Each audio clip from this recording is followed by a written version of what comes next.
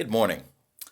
2,000 years ago yesterday was the greatest day in all of history.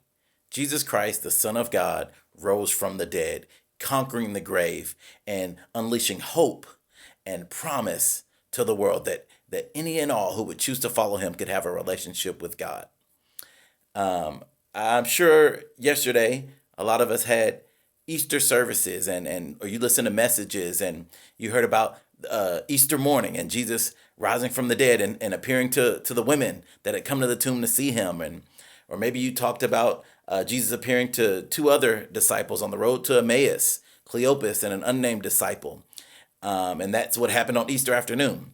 What I'd like to read for our inspirational vitamin today would be what happened on Easter evening. Over in Luke chapter 24 and verse 36, it says this: As they were saying these things, he himself stood in their midst. He said to them, "Peace to you." But they were startled and terrified and thought they were seeing a ghost. "Why are you troubled?" he asked them, "and why do doubts arise in your hearts? Look at my hands and my feet, that it is I myself. Touch me and see, because a ghost does not have flesh and bones, as you can see I have." Having said this, he showed them his hands and feet. But while they were still amazed and in disbelief because of their joy, he asked them, "Do you have anything here to eat?" So they gave him a piece of broiled fish, and he took it and ate it in their presence. That's Luke 24:36 to 43. I think for some, this was probably, the most interesting Easter in memory, right? There were probably lots of empty church buildings yesterday.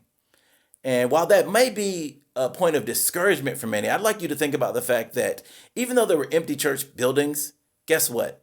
The tomb of Jesus was still empty. And that's what really matters. And as a matter of fact, the church itself can never be empty because the church is the people of God, all the disciples of Jesus around the world who are filled with the Holy Spirit. I love that when Jesus comes back to them, they're startled. They think they're seeing a ghost. And he says, "I'm not a ghost. Look at my hands and feet." It's remarkable to me that even in his resurrected body, God allowed the nail marks in his hands and feet to still be there.